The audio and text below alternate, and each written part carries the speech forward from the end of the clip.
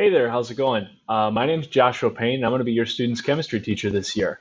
Some background information about the course and how I set it up and how things will be ran is that each unit, uh, while it's given its own kind of structure and name, is going to be actually based off of some type of anchoring phenomena. So, some storyline the students can grip to and contextualize the information. So, it's not just a whole bunch of facts thrown at them. So recently, we've actually been talking about the penny, and students had the opportunity to design their own penny, make it out of their own metals that they chose instead of the copper and zinc standard that we're used to.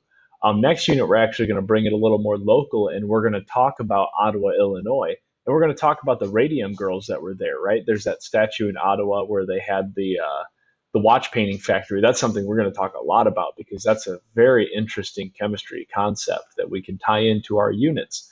Um, Aside from that, so when you look at how the grading scale is broken up for this class, you're going to see that a huge chunk of the student's grade, a total 90%, is made up through assessments, and 10% comes from their homework, their assignments, and their labs.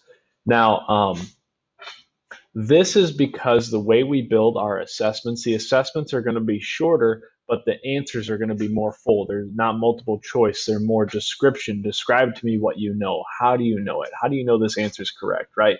It's going to be more based around student learning and understanding rather than memorizing of facts.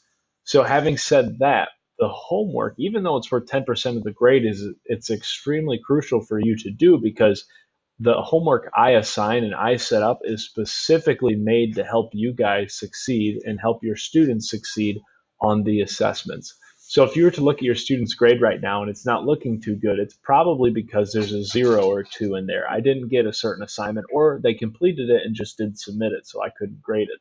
Um, if that's the case, please let them know that the homework that we have, it's important that they go ahead and submit and complete that because that's going to help them when it comes to their test.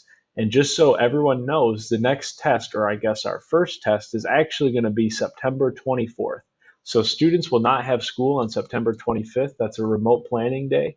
The 24th is going to be our very first unit test, and that's going to be over the structure of the atom. That's going to be over our penny resources, our minerals and resources, and that's going to be over periodic table trends. Okay? So that's going to be September 24th. Their first test, that first 90% of their grade is coming in on September 24th. So if you guys have any questions at all, you can always email me at joshua.payne@sd129.org. You can see that in the bottom corner here if you're on my Schoology page, or you can just message me on Schoology, whatever you feel more comfortable with. But I look forward to seeing you guys. Hopefully we can meet sometime in person. Have a good day.